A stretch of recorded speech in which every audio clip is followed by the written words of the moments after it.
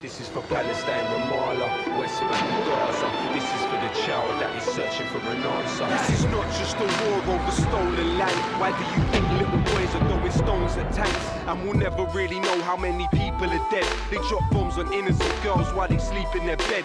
Israel is a terror state, they're terrorists that terrorize. I'll testify my television, televise them telling lies. How many more resolutions have to be violated? How many more children have to be annihilated? This is not a war, it is systematic genocide. But whatever they try, Palestine will never die. Free, free Palestine! Free, free Palestine! Free, free Palestine! Free, free Palestine!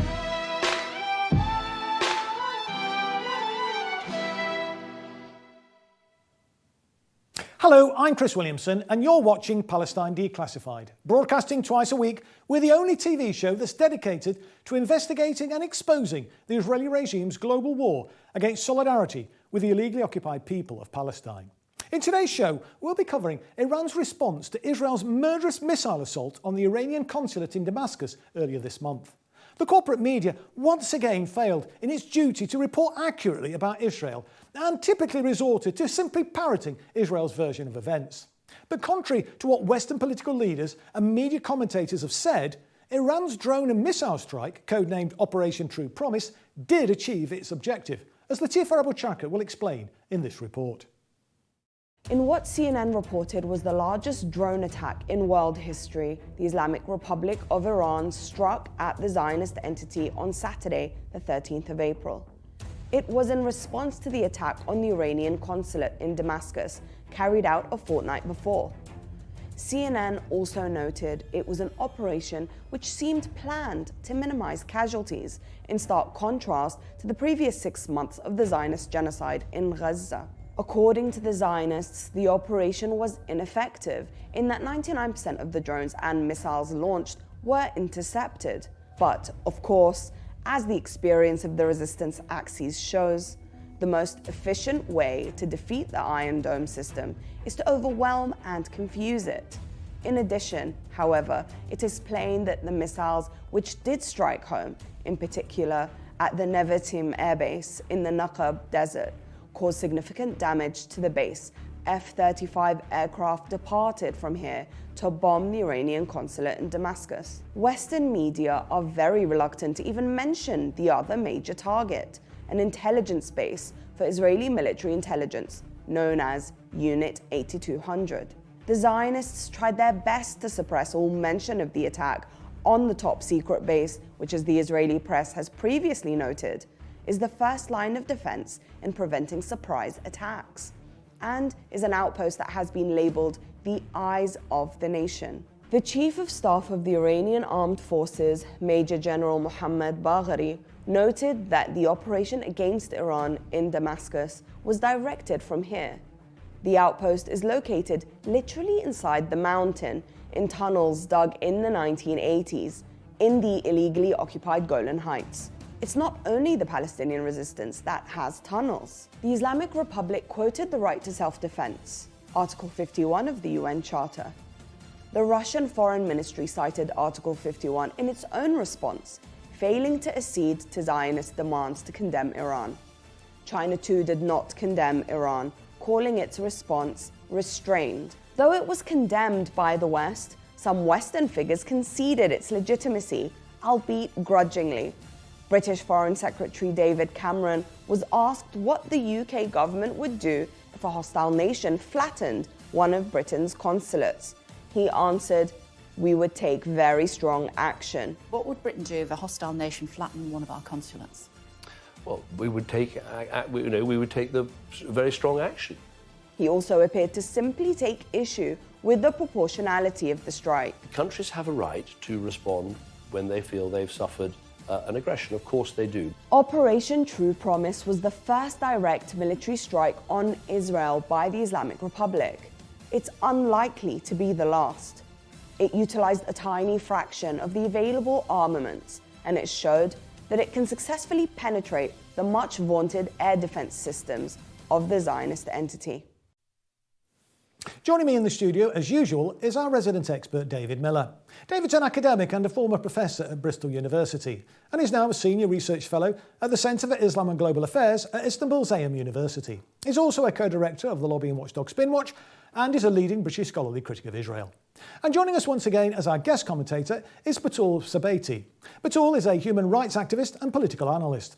She blogs at Stances to Salvation, and in her professional life, she's a chemical engineer based in London. Welcome to the show. Batul, you've already written, haven't you, about Operation True Promise, and you've argued that Iran is trying to actually avoid a regional war. Just set out what your rationale is for arguing that point. Right. Iran has never wanted war. It's Israel that's consistently transgressed through its assassinations, its cyber attacks, prodding terrorist bombings inside Iran. Israel was not expecting Iran to respond in this way, though. But ultimately, Iran proved that it's a new era. The time for Israel to hit Iranian generals without facing direct consequences is long gone, and Iranian sovereignty is ultimately that red line. The Iranian strategy of response, though, is based on Gaza remaining the focus. To turn it ultimately into a regional conflict is giving Israel what it wants, because that would free Israel's hand in Gaza, as the world will be distracted away from their mass genocide. And that would ultimately facilitate Israel's only plan for Gaza, which is to create unbearable conditions to get rid of Gaza altogether. So the Iranian response comes with what serves the strategy of Gaza remaining under the microscope, and not what serves its enemy strategy, because Israel's always wanted America to fight Iran on its behalf, because Iran represents an existential threat to it. So what Iran wants to do is it wants to halt the Israeli war in Gaza. It considers this to be the greatest victory because the war would have ended with the Gazan resistance standing strong. But at the same time, Iran has also sent a direct message, and that is, if we want to respond in a strong manner, it will be something else. And if Israel is stupid enough to escalate, Iran will make it much worse. Right. Well, from a military perspective then, David, I mean, in your opinion, how effective was Iran's actions in this occasion? Well, the question of what military success is something which, of course, is part of the debate. So, of course, the Zionists said 99% of these missiles were downed. Now, that might actually be true, startlingly enough. But the question is not whether they downed all these drones which were sent deliberately in order to fox the Iron Dome system and to distract it from the really serious missiles which did hit their targets. Yeah. The hypersonic missiles which were sent over by Iran take 12 minutes to get there. Those hit their targets. But some people have said, well, it didn't put the base out of operation. The science have been saying that as well. Well, the point of an operation like this is not to put the base out of operation, not to destroy the Zionist entity's defences, but to show that at will they can do that, and that in the future that will be exactly what will happen, and there can be no doubt. So the Zionists might say, "Oh well, it was terribly unsuccessful. The Iranians can't even do anything right," but actually they know in reality that this is an indication that their air defences, including the air defences, helped by the Americans, by the UK, they are not going to be adequate. Even for a small number of missiles. And the Iranians, of course, have got a large number of missiles. Mm-hmm. So the Iron Dome can maybe deal with drones, but not these hypersonic That's missiles. Right, yes. Well, Batul, the Islamic Republic targeted military sites, which is in stark contrast, isn't it, to what the Zionists actually do? Right. Iran's strikes sent multiple messages in terms of the limits of deterrence and its options, whether that's through the quantity, the magnitude, and the type of attack that it launched. That is to say that our missiles, yes, they flew above political institutions like the Knesset, for example, but we're not going to hit them. Nor will we hit densely populated areas or economic centers. Ultimately, we are going to respond from the areas in which Israel targeted our consulate. So hit the Israeli Nevatim air base, for example, or hit the intelligence headquarters in the Golan Heights that was involved in the consulate's attack. Iran is not like the Israeli occupation entity. Iran abides by international law in the events of war. It doesn't target those who are considered civilians. And in this way, they're also not warranting an Israeli response. There's no excuse for Israel to then expand the war because it's a tit for tat. But Israel, on the other hand, they're targeting civilians in the most unprecedented fashion. And that's for two reasons. Number one, create the most unbearable conditions for Gaza in hopes that they can get rid of Gaza altogether because they have no other plan. And number two, their failure translates into anger and revenge. Israel hasn't achieved a single military strategic objective since October the 7th. It hasn't freed a single hostage through war. Resistance infrastructure and institutions are still intact. And this is all due to the morale of the Palestinians. They managed through guerrilla warfare tactics, coupled with real bravery of coming at zero distance from their enemy, to prevent Israeli soldiers from reaching every corner in Gaza to dismantle the resistance. Well, David, the military sites that were targeted by Iran included the secret intelligence base in the Golan, didn't it? What do we know about that?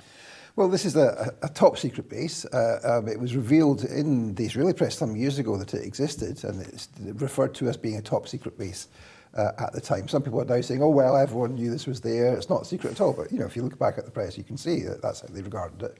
And it's a base which is a signals intelligence base for Unit 8200, which, of course, is the signals intelligence military intelligence operation of the Israelis, who we've discussed in this program lots and lots of times. Yes, and so what they're doing there is they're the nation's eyes and ears. They're there to check first when attacks are coming, and of course they were involved in the attack on Damascus, on the Iranian consulate. So this is a yes, it's a secret base. Yes, it's an intelligence base, and it's at the forefront of Israel's intelligence operations. So the indication here is, of course, that this is a base that the Iranians know where it is and they can hit it.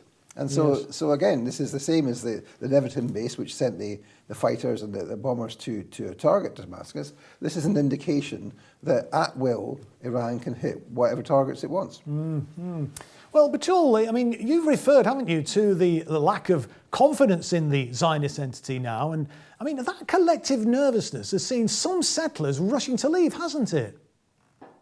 Right. So in 75 years, this is the first attack of its kind on Israeli soil. Israel demonizes Iran as an existential threat to Israel without direct confrontation. So now the settlers are really feeling the heat. There's real uncertainty and tremble. They feel it's serious and it's threatening. And we have to understand the subconscious of the settler is that they have the upper hand on everything. The whole world is behind them. In previous wars, as long as they can get away with the things that they're doing, America will keep protecting them. And for the first time, these 6 months have ultimately proved that Israel is not capable of achieving anything. You've already got 100K that were displaced from the north and around Gaza. Its economy is in tatters. There are internal divisions. It's all gloom across Israel from whatever aspect you take it. The settlers feel Netanyahu is playing on them for his own interests. He doesn't care about the hostages. They feel a lack of security because not only has Israel failed to defeat the Gazan resistance, that is the weakest link in the whole resistance axis. So now imagine fighting with the source of the resistance, that is Iran, right? But even America has threatened that its support is conditional if Israel continues dealing in a manner opposed to America. We're seeing Europe and America buckling at the pressure of the world against Israel. So all in all, these settlers are coming to milk and honey land. When it turns into onion and garlic land, they're going to leave. Yeah. Well, David, I wonder what, I mean, we heard on the film there, David Cameron sort of tacitly acknowledging, didn't he, that Iran's actions were legitimate. What do you make of that?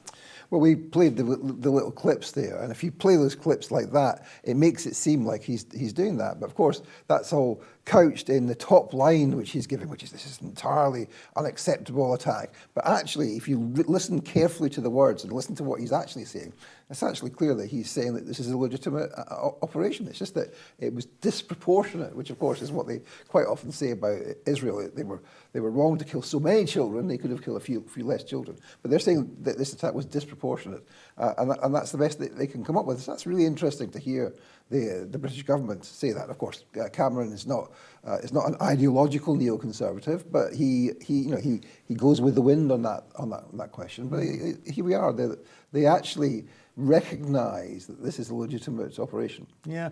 I don't know if you heard the exchange in the House of Commons yesterday, but it seems to me, and obviously he can't report to the House of Commons because he's in the House of Lords, the British Foreign Secretary, but he seemed to go considerably further than virtually every single member of the House of Commons on both sides of the chamber. I mean, that's extraordinary. Well, it's extraordinary, but Cameron's like that, isn't he? He's not ideologically neoconservative, so he's more of a realist in some ways, and therefore he'll make these kind of comments which don't really fit with the line which the rest of the government would want him to say. Yeah, well, we'll come back anyway now to the discussion after our next report about the reaction in the region to Operation True Promise.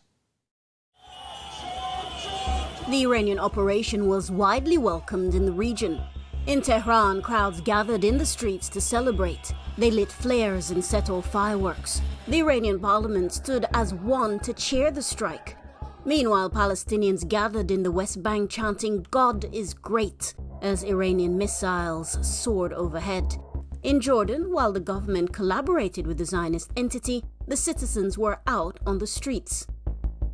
Meanwhile, in Gaza, there were relieved observations that for the first time in months, there were no drones overhead, and bombing in Rafah and the rest of Gaza was suspended. The next day, 3 bakeries opened their doors in Gaza for the first time in 6 months. These had reportedly been authorized by the Zionist regime, itself a scandalous indication that they had been forcibly closed by the Zionists. In the West Bank, Palestinians took matters into their own hands and tore down sections of the apartheid wall. Unfortunately, genocidal Jewish settlers also launched a mass pogrom against a Palestinian village northeast of Ramallah. The sooner the settlers are driven out, the sooner peace can come. But the Iranian retaliation has certainly given confidence and increased morale of Palestinians all over the world. Well, David, what's the reaction of the Palestinian resistance to Iran's actions? Well, you can follow it, of course, on social media, statement after statement from the Qassam Brigades, Hamas, from Palestinian Islamic Jihad, from the Popular Front for the Liberation of Palestine, even from Fatah al-Intifada, who've put out statements. All of them are welcoming this. So, and let's remember that the Palestinian resistance is predominantly Sunni Muslim, yes, welcoming this apparently Shia octopus, as Gilad Erdan, the Israeli ambassador to the UN, put it the other day. Yes. There are strikes against Israel. So there's an indication here that it doesn't matter whether you're Sunni or Shia. It's about welcoming something which supports the resistance activities. And of course, that's what all of the resistance has done. Well, Batul, would you say that this has boosted morale then of ordinary Palestinians? No doubt. Palestine doesn't feel alone. There are others coming to its aid. For the first time, there's a real equivalent deterrence capability. People feel the likelihood of victory now. Enemy planes were distracted by the Iranian drones. Real missiles reached and hit the main targets, and that's what matters. There is confidence in the capability of victory. With Iran, especially, that's the strongest in the axis, directly now joining the supporting fronts of Lebanon and Yemen and Iraq to bring about a halt to the war in Gaza. So if the war ends now, it's a victory by all means. That's why Iran does not want to expand the war, because an expanded war causes confusion. People debate interests and motives rather than seeing the truth for what it is. Iran prefers that calm work, not winning through decisive blows, but on a point-by-point basis. Ultimately, what matters now is Israel is weak and trembling. If it was not for America's mobilization of all its forces in the region, just to detect the Iranian drones and missiles and hit them, Israel couldn't have defended itself at all. So for America to go along with Israel now is only to prevent its collapse and its disintegration. And to work with Israel is in order for America to pass its vision and not allow Israel to continue blundering. Otherwise, America made it very clear that it will not participate on an attack in Iran. Israel is ultimately alone in this. Well, David, would you say then that those huge queues of Palestinians outside the reopened bakeries were as a direct consequence of Iran's missile strikes? No, it seems not. I thought that when I first saw them, but no, it seems not. Extraordinarily, the Zionists had given permission for these World Food Programme bakeries to open. Some 20 of them, there's now something like 23 of them open in Gaza, which is an indication, of course, that they had previously forbidden there to be bakeries in operation, which is itself hugely problematic and, of course, part of the whole genocide there. So what we do see is an increased confidence of the Palestinians. We see that in the people openly queuing for the bread, but also the fact that many thousands of Gazans are now making their way back to Gaza City, into the north of Gaza, even while they're being attacked by the IDF, the occupation forces, for doing so. So it's a huge increase in the confidence in general of the Palestinian people. You can see them marching back there to North Gaza, yes, indeed. On the screen. So this is an indication that for them, there's a re-establishment of civilization in Gaza, and a rebuilding can start. And that, of course, is completely contrary to everything that the Zionists want. Mm-hmm. So if it wasn't as a result of Iran's missile strikes, I mean, what do you think precipitated Israel giving permission then, given that seemingly they stopped them opening those, well, the bomb on them, didn't they, anyway? Well, it's the pressure on them from America, isn't it, that have forced them backwards. Yes. Even prior to the Damascus imbroglio, it's forced them backwards, and they've been forced to reopen the water pipes, allow some food aid in, although they're still interfering with that, and allowing some of these bakeries to open. So they've been forced back because they were trying to starve Gaza into submission, and they were making the plans to invade Rafah, which now appear to have been cancelled as a direct result of this Iranian strike. Well, Batul, do you think Iran's action has forced the Zionist regime to postpone the attack on Rafah then? It's already been postponed. And actually what we're seeing is the situation in Gaza has slightly calmed down as well. Yesterday, Bloomberg stated on the Israeli military intelligence, Amos Yadlin, that the Iranian attack may lead to a strategic change in the war in Gaza and even its end. So the priority for Israel right now is certainly Iran. The West is applying pressure also on Israel to come to its terms of the political settlement. And there is more desperation we can see from the West to end the war altogether because it's becoming uncontrollable. It's becoming beyond the ability to control what comes after. It's more than ever we're in a position where we're nearing the reach of a deal. This attack has already created a much better ground and atmosphere for Palestinian negotiators. It's really strengthened the Palestinian position on the negotiating table. And the truth is, if other than Netanyahu was in power, this war would have ended. Netanyahu currently is the stumble block. With that being said, though, America's decision always ends up reigning because they are the ones that are in control of the course. So the continuation of this war is only in favor of the resistance. The region supports the resistance. The military solution has failed. And so America wants to push the political settlements now in hopes that that will weaken the resistance. And ultimately, Iran's strike and Iran's ability to retaliate is certainly helping in reaching that ceasefire. So in that case, then, what's the calculus then going forward, David? I mean, do you think the Americans actually realise that this has been a major defeat for the Zionists? Well, it's difficult to read through the reams and reams of propaganda and work out what's going on here. But the Americans were apparently saying to Netanyahu, oh, look, this is a victory for you, so you don't need to strike back. Well, of course, nobody thinks that it was a victory for Netanyahu. And, of course, the Americans don't think that either. The Americans know because not only do they know that the missiles hit, but they also were monitoring the missiles themselves and providing intelligence to the Israelis in order to shoot down those ones which they did. So, of course, the Americans know this was a massive defeat, and as does everybody else in the world, even while the mainstream press is pretending this was a failed operation by Iran and most of these missiles were shot down. Everybody knows in the military intelligence establishment that this was a massive defeat for Israel, and indeed shows that Iran can strike at will should it wish to. But it's making it very clear it didn't wish to at this time. What do you think's making the Americans then backtrack somewhat? Because they've given unqualified support, so far, haven't they? Because they don't want a regional war. It's the same with their question in relation to Yemen. I mean, just the other day they made all sorts of offers to Ansarallah in Yemen, the government of Yemen, and Ansarallah came back and said, no, we don't want any of that. No, we want the bombing to stop in Gaza. That's our price. Sure. And of course, the Americans don't want a war with Ansarallah because they can't defeat them, and indeed also they can't defeat Iran. So this is game over for them. They have to back off because they don't. Not even the Americans want to take on Ansarallah and indeed Iran. Never mind Israel, and Israel can't do it alone. Well, Batul, what do you think this means for the future then? The ending of the war at this rate is a big victory for the resistance that is not just winning on the ground, but has gained support of global public opinion, whilst Israel is increasingly becoming a pariah in global politics. Israel had one task: triumph against the weakest link in the resistance axis, that is Gaza. They failed. Israel is ultimately becoming a burden, so its role for the West will naturally shrink to match its true size.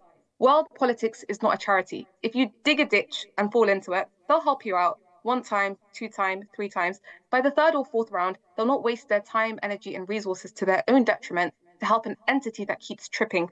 Israel will naturally fit its real size through the two-state solution. America wants stability in the region. This, of course, doesn't mean that the two-state solution or the American strategy will be successful. For the first time, though, we are seeing that the Palestinian cause, due to October the 7th, has become a priority in every nation's agenda in every election. Public opinion at this rate cannot be reversed. Support for Israel, therefore, will reduce with time. America will need to find a substitute.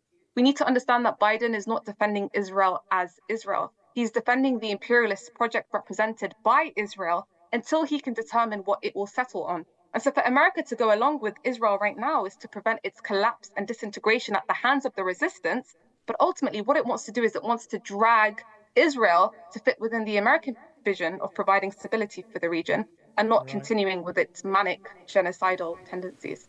No, indeed.